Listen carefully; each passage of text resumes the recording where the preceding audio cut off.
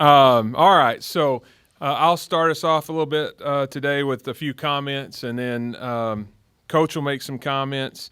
I just want to begin by thanking all of you for coming to today's availability and the introduction of our interim head men's basketball coach, Josh Eilert. Let me start by saying thank you to our fans. What makes our program successful and what makes it special is the passion that the people here have for WVU. And that has not waned, and that has been evident this past week. And we continue to be poised to continue momentum and growth. I'll take a moment to give a special thanks to some of our staff members who has been in the trenches this past week and assisted with this process. Natasha Oakes, who's our SWA, Steve Urias, who I've seen more than my wife and girls for the better part of 6 months, and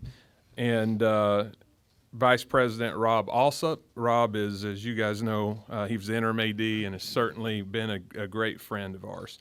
I also want to just briefly thank President Gee and our board, specifically our chair, Tom Jones, for being available for discussion as we work through this past week. The alignment, vision, and leadership of the institution are critically important, and that was helpful as we dealt with everything. First, I'll talk just a little bit about what process happened the past week. This is the 20th time that I've led a head coaching search, and for a variety of reasons, it was certainly the most complicated. Obviously, we didn't have resolution until late Saturday night that our men's basketball program would need a head coach. And on Sunday morning, we began the process of updating our previous candidate lists, mining for additional candidates, and vetting search firms. That continued into Monday. On Monday, we were able to partner with a search firm, start making calls to potential candidates. The results of those calls varied from absolute interest to, yes, I'd be interested, but timing makes this difficult, or I'd be interested, but I just couldn't do it with the timing. So that was kind of the variety of interest. We finished those calls on Wednesday, but we were hearing the concern with timing enough that we really started two parallel tracks. One was for a permanent head coach, and the other was for an interim head coach. And on the interim side, we were willing to consider outside candidates, but we were also very confident that we had some really good candidates inside our program. One consistent thing we heard from coaches, agents, and others is they knew this was a great job because of the passion of the fans, the resources we provide, and the quality and depth of this conference. On Thursday and Friday, we conducted a series of Zoom interviews. So Coach Eilert got to Zoom with us, even though we were both on the same campus. But we wanted to keep those processes consistent. Those concluded Friday afternoon. Our committee regrouped to decide next steps, and after weighing all of the factors, we felt pursuing an interim option made the most sense due to everything that was going on. We met with Coach Eilert in person for well over 2 hours on Saturday. We even had to take a couple of breaks in there, I think, so give him a chance to regroup. And then he met with President Gee afterwards. And then shortly after that, you all see we made a decision, and then you received the announcement that we had made a decision to ask Coach Eilert to serve as our head coach for the 23-24 season. From the onset of the situation that we were put into on Saturday, I tried to be as communicative as I could while running, in essence, two highly expedited searches and trying to maintain the confidentiality of our candidates. I told our assistant coaches that all have an opportunity to have discussion with me and communicate with various members of the staff almost daily. So why Coach Eilert? Well, for starters, he is the type of human being that you want leading young people and the type of person that you want to work with. He has incredible integrity. I was very impressed with him during this process. He is loyal. He hasn't been a job hopper. He stayed right here and worked his way up as a mountaineer. He is thoughtful and strategic. He is honest. He also has a great basketball mind. And as we talked to various people in and around the program, it had been clear he had been given a tremendous amount of responsibilities over his time at WVU. He knows every aspect of the program, having served in basketball operations and as our video coordinator before being named assistant coach. Lastly, he is a tremendously hard worker. I believe a farm boy. You can buy a lot of farming equipment now. I don't want to go back to that phase. He's a devoted husband and father. He and Brandy, who's sitting in the front row, have 3 terrific kids, Brendan, Emery, and Tristan. You guys stand up and wave real quick. Give them a round of applause.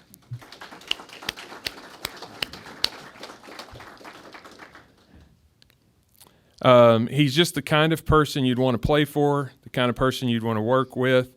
And the last thing I shared with Josh, and I'll share with you, is he has my full support. I told him I view him as the head coach for an interim period of time, not as an interim coach. And here's what I mean by that.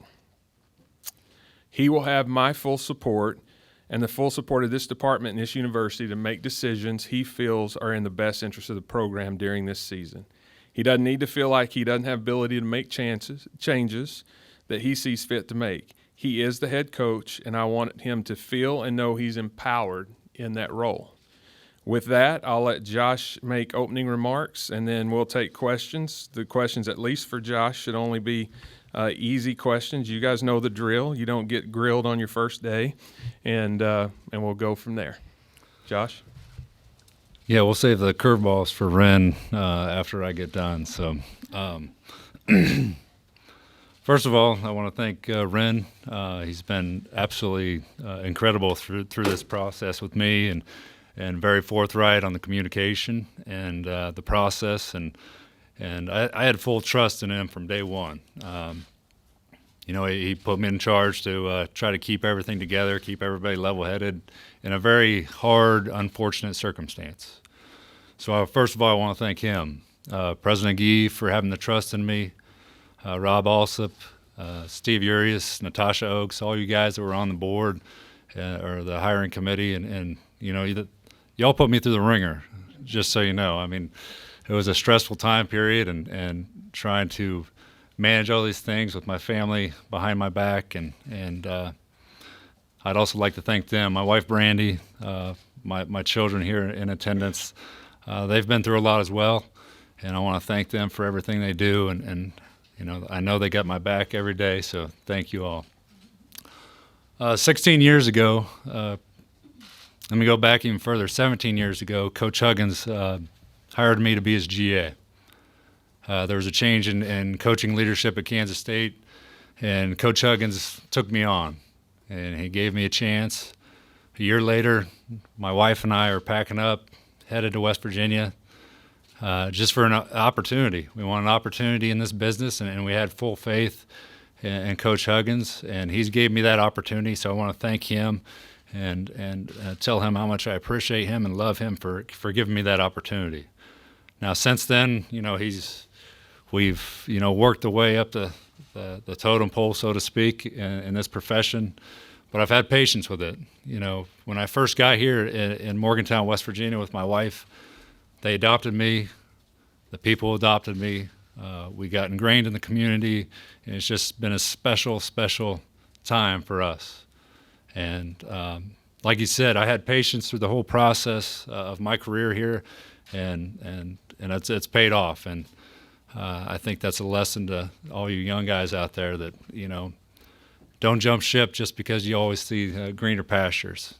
Things can work out in your favor if you're just loyal. So. All right. Good job. He didn't even need notes, so he'll be coming after my job next. All right, so questions for Coach and I. Go ahead, Greg. So, Josh, I don't think this is a curveball, but the first order of business for you is obviously to try to retain as much of your roster as possible. So just your message to them, I assume you've met with a lot of them, if not a majority. Just explain what's going on with trying to keep this thing intact. Well, I mean, these are 18 to 23-year-olds, so there's a lot of uncertainty in their life right now. There's a lot of options in their life. And the biggest message that I have and our staff has is, we care about them. And we want them to know that, we want to reassure them that this is a great place for them. And it is a great place for them. I don't want to hinder them in any way if they feel like they have another opportunity that would be better suited for them. And I'm going to give them that opportunity. And if they want to take a look at something else, that's fine. But I'm also going to say the message here, we got something special. We got a special group of individuals. We got a special administration. We got a special staff, and we can do something really, really neat here and turn this thing around and turn the page and keep the tradition alive of the Mountaineer culture. Josh, can you just kind of take us through the reorganization of the rest of the staff, what it's going to look like?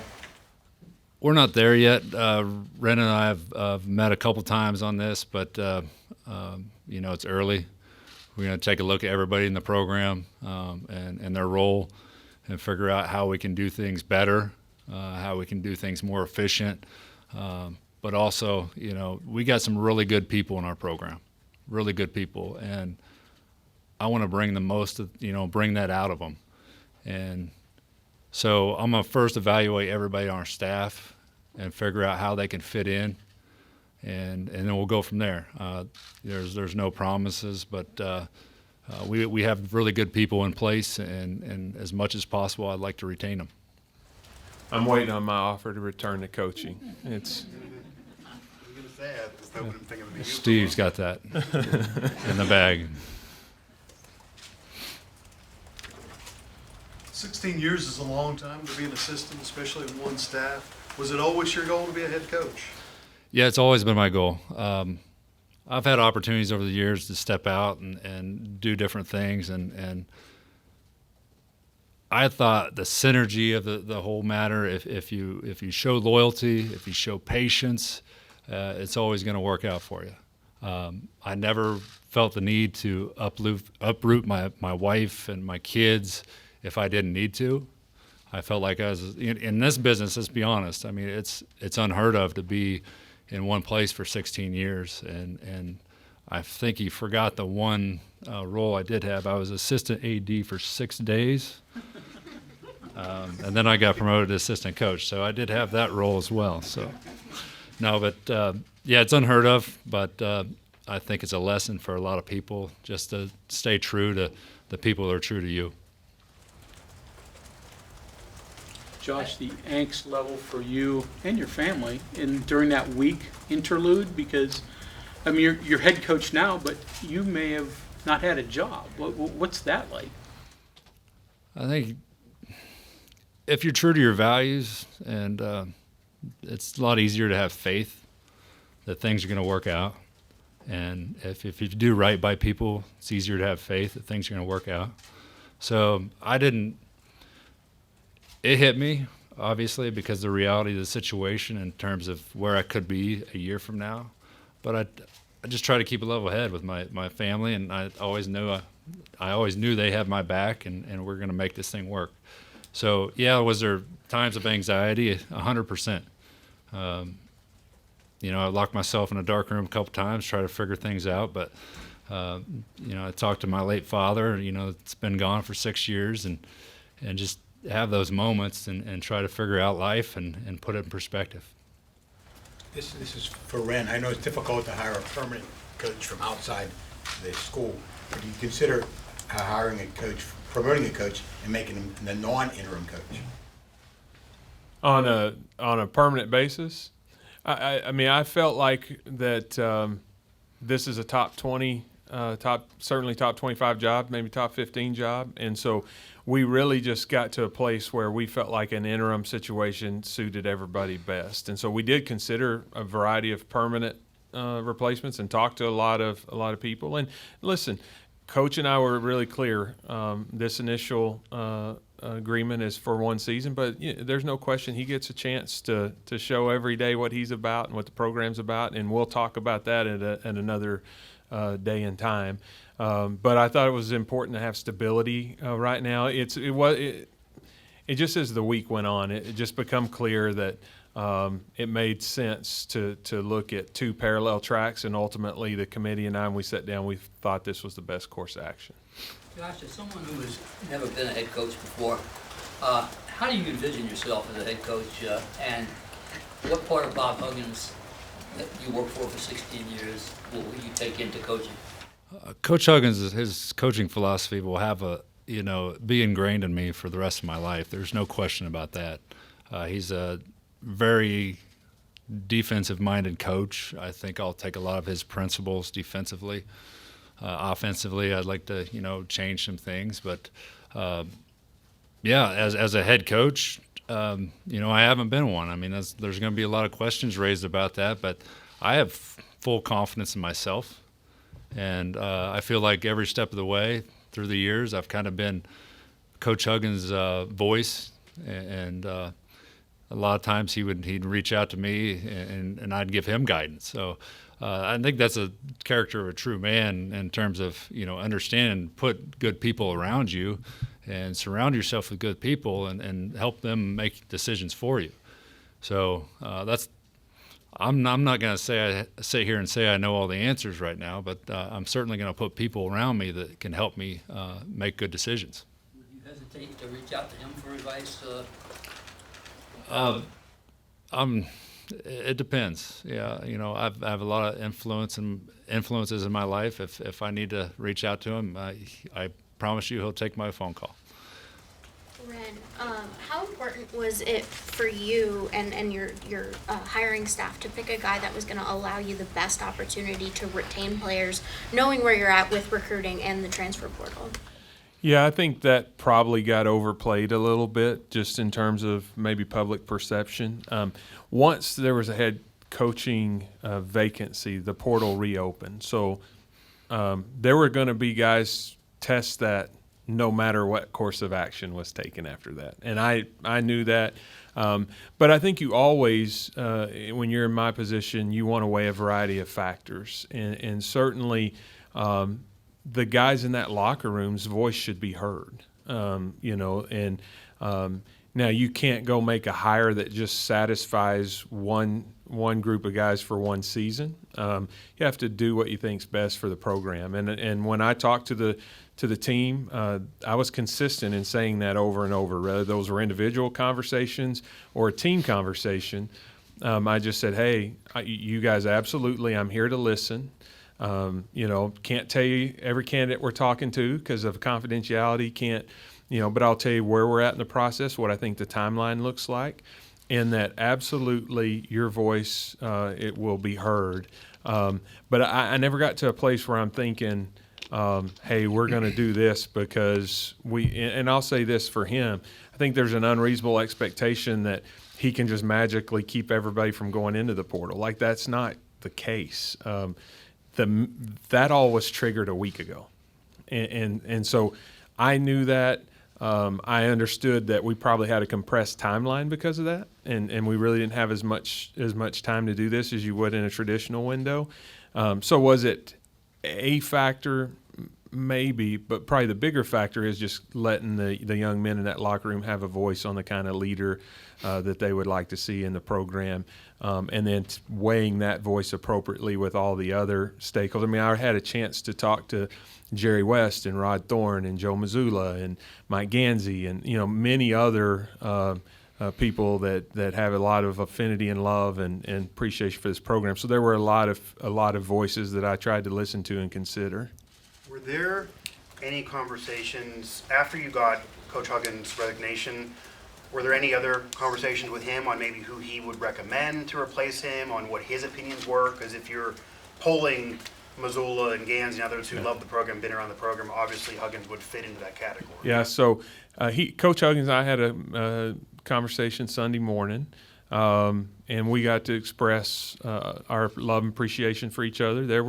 It was emotional, but I did ask him, is there anybody, I asked him both for characters and qualities that he thinks that I should be looking at, and then I asked him if there were any particular names. Now, that will stay, confidential between he and I, but and then he told me, hey, I've got faith in you, and go do your thing, and and he really didn't. I've not talked to him since then. So, but he had a chance to.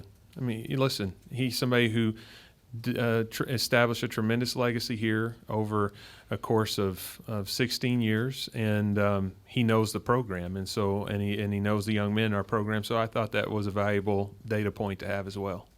Obviously, since May, the university's athletic reputation has taken a percentage of probably a national perception hit in one way or some form or another.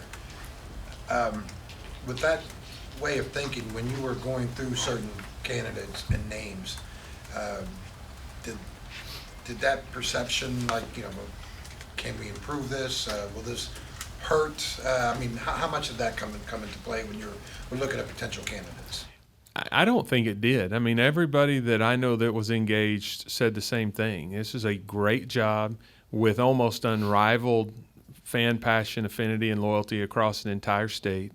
The resources here are great. The practice facility is tremendous. The Coliseum is one of the special places if you look on KenPom, one of the best home court advantages in the country is right here in the Coliseum. So I didn't get that at all. And I would say this,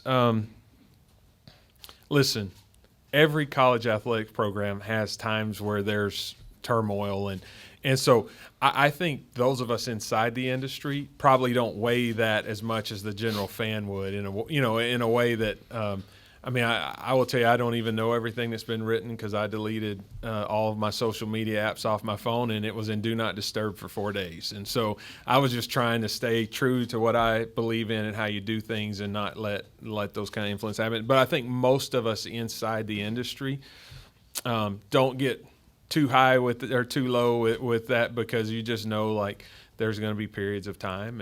And what's happened the last couple of months is certainly been a time of turmoil, particularly for the men's basketball program, but it's still a special program with special support, and I think it's time for our fans to rally around and help this team have as much success as they can possibly have. Wren, from the day you got here, it's been busy, as an understatement. Can you talk a little bit about just you and what you've had to deal with? And is this just has it been a rewarding job so far?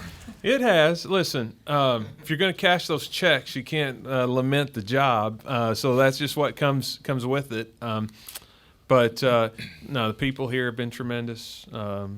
I've loved it here. Now, am I ready for some smoother waters to sail in? Of course. I'd love to see that, and I'm confident that we'll have those. But no, that's not been something that this is a special place, and I'm very fortunate to be here. One thing that's not been talked about a lot is the Big 12 and how it's changing, and just you shepherding this school into a newer Big 12. Yeah, and I'm excited about that. I mean, when you look at having Cincinnati in the league, that's going to create a great rivalry over time. Won't happen overnight, but and then UCF, we have a lot of alums and donors in Florida, so that's going to give a chance to connect with them, another Eastern-based team. But I'm excited about the future of the Big 12. I think we have a chance to if you just look this year at all the different sports, OU and Texas are certainly two of the more storied programs, but if you look at the success across a lot of the sports, they did extraordinarily well. So I think the future of the Big 12 is very bright and very good for WVU. And Josh, can you talk a little bit about, is there any stories you can tell us about him, about, quirky, or just what your trust in him is, obviously, but... To be honest with you, Wren and I, we've had some short conversations before all this went down, but we really got to know each other through this process, and I have full faith in Wren in terms of his leadership. He's a very, very bright individual and keeps his head on straight. It's nice to be able to work with someone like that and feel a comfort level that the program's going in a very good direction. Wren, to hit John's point about, you feel like 2 or 3 years have been compressed into 7 months so far here? Kind of, but part of that's how much time I've spent with Urias. If you had spent that kind of time with Steve, it would feel that way too. Those are dog years. One of my favorite hobbies here in Morgantown is giving Steve a hard time, so nobody take that too literal. Listen, I always feel like I'm a person of faith. I think you're tested in seasons when you're supposed to be tested, my family's loved it here. If I had to pick job or family, which one to have problems with, I'd rather have the job. Honestly, I was probably more nervous about the family's transition, and they're absolutely loving it. And so, we fit in here and we enjoy it very much. And so, listen, it's given us a chance. I've probably gotten to know, Coach Eilert and we got to know each other a lot better the last few days. And so times of turmoil give you an opportunity to kind of get a chance to see who you are, get a chance to see who the people around you are. For either one of you guys, maybe both of you guys, I think of it, you both mentioned Coach Huggins, your affinity for him, and things have changed obviously, but what relationship would you all like to see with him and maybe on YouTube with the program whenever the time is right? I'll let Josh speak for his, because his time with Coach goes back a lot further. But I'll just say this: in the time I spent with Coach Huggins, we never had a crossword. I've got immense respect for him. I've had a chance. I mentioned this in a previous press conference, I think, but I've had a chance to work with 2 Hall of Famers now, Eddie Sutton and then him. Learned a lot from both of them. He certainly has done a tremendous amount for the university, for the basketball program, for cancer research, and a variety of other things. So my hope and intention is that on a personal level, I'll always have a friendship and respect with Coach Huggins. But from an institutional perspective, he's an important part of our history, and we're going to honor and recognize that in an appropriate way as we move forward. The last couple of months is, I know, not what he wanted to happen. Certainly isn't something that we wanted to happen, but it is what it is. And time has a way of healing all wounds. And I think as time goes along, there'll be more and more focus on all of the positive things that happened here during his time. And certainly what's happened the last few weeks will not impact my relationship with him, and I don't think it'll have much of an impact with the university's relationship with him. Coach? The first thing I think of is the conversation I had with him on Sunday morning. He gave me a call, and it was early, and he just sounded at peace. He really did. The fact that they named me the head coach, and the people in the program and the guys were just I was able to carry the torch, and he just sounded at peace. He talked about the day before, how many smallmouth bass he caught on the lake. So he's getting some time to reflect and do some things. I know he's got an extreme amount of remorse for what happened in the last month, and he owns those mistakes, and we're going to move on. Like he said, time heals all wounds, and there'll be time that we really take his legacy and his 16 years here, and we really celebrate that. So, he's been a huge influential part of my life, and that's not going to change. Wren, I got a couple money questions for you. With Coach Huggins' resignation now in hand, does the school still plan to donate the $1 million to the Carew Center and the LGBTQ organizations that had been originally laid out prior to the resignation? Yes, it would be our intention to honor that. Josh, what's the next week to 10 days look for you with the July evaluation period coming up and all that? What's it going to be like for you? I'm sure you're drinking out of a fire hose or something. Yeah, my hair's going to be on fire. We're going to take it day by day. We're not going to try to get ahead of ourselves. First and foremost, we got to solidify our roster. Guys are taking their opportunity to feel out the situation, and I feel like now that we're building a new foundation, I think some of that stuff will calm down. But just like today, it was business as usual with the guys that are on the roster, and they were working out, and they had good spirits, and we're going to move on.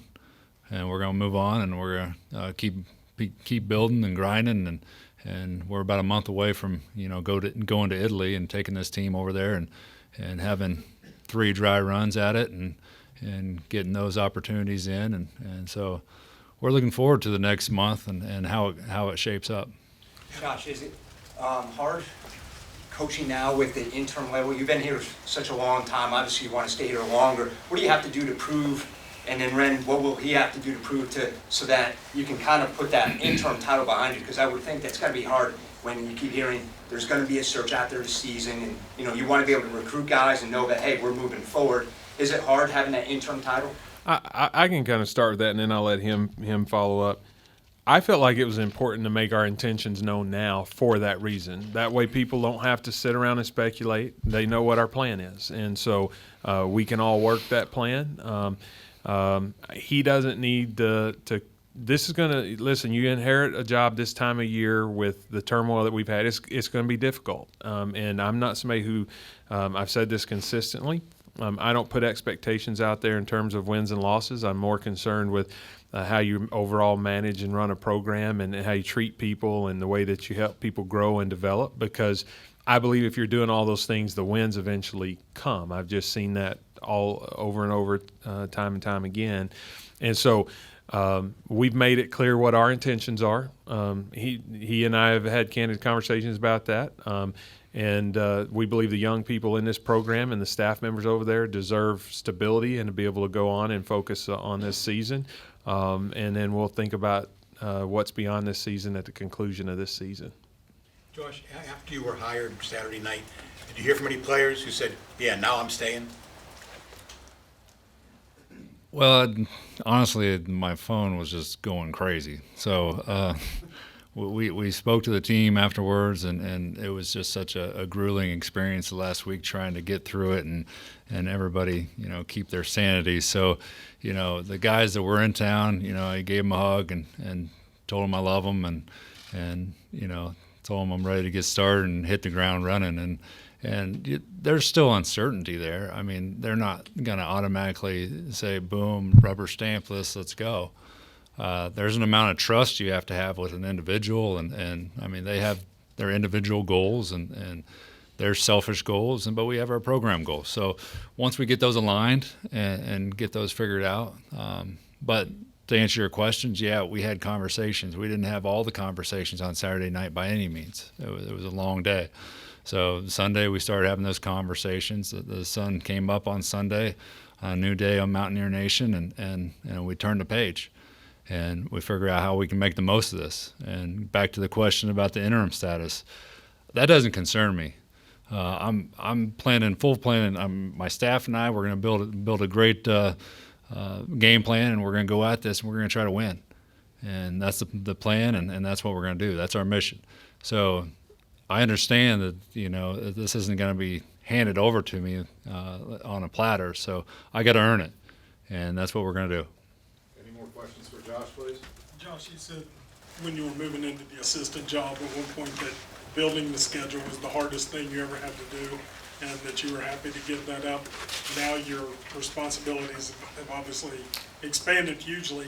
Have you thought about what might be the toughest from this point on?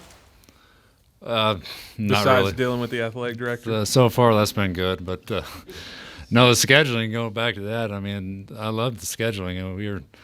It's fun work. But when COVID hit and then the uncertainty of the scheduling, that was probably the hardest thing. But I'm up for any challenge. I mean, that's how you grow. If you don't jump outside your box and feel comfortable in your own skin and get out there and test yourself, how are you going to grow? And I'm excited for this challenge. I'm really pumped. I know the fans have our support. I feel that. I mean, I feel Mountaineer Nation, and the people here are great, and they always have been. That's really why we've stuck around for 16 years. We really had great relationships here, and it's a special place, and we want to make this special, and we want to make Mountaineer Nation proud of what we're doing. Josh, you mentioned kind of carrying on the torch for Huggins. Is there any level of added pressure that you feel coming in after a Hall of Famer WVU staple to men's basketball like Bob Huggins? Yes. I mean, anybody that had to take this role was going to feel a lot of pressure. I mean, he was a Hall of Fame coach, and very few people have to do that. I look at it as an opportunity to, I don't want to say people have low expectations, but I'm excited to show what I can do and what our staff can do and what our guys can do and how we can get them bought in and in a difficult situation. So I see it as an opportunity. Last question for Josh? I have one for Wren. Okay, Wren, anything else? get that next. Oh, okay. Wren will stay around and answer a few more questions, but anything else for Josh? I was just going to ask you, any other coaching mentors or people that maybe you are planning on modeling your coaching from besides Coach Huggins? There's several guys that have reached out and really gave me. I had a great conversation with a very good friend of mine, Darius Nichols, last night, and he gave me some pieces of advice, and my wife and I listened to him, and guys like that, just solid gold that I've been around that I appreciate, and I can't list all the people I talked to, the Brad Underwoods of the world, the Frank Martins, those guys that had a special part of my development.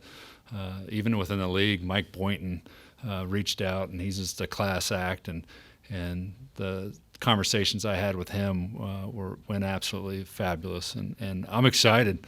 I feel like I'm being welcomed with open arms, and I understand the gravity, but I'm going to pour my heart into this job, and I'm excited to get going. You'll go one more because you were back here in the back for Coach. Can I ask you, Josh, what do you think you want to build the culture around first and foremost for you, head coach Josh Eilert? What's the staple, the foundation for you going forward? First is trust. They got to have trust in me, and I got to have trust in them. It's accountability. There's a couple of things that come to mind. I mean, come in every day, work your ass off, and something very special could come out of this. So first and foremost, we got to build those relationships back, and things are going to work out for us.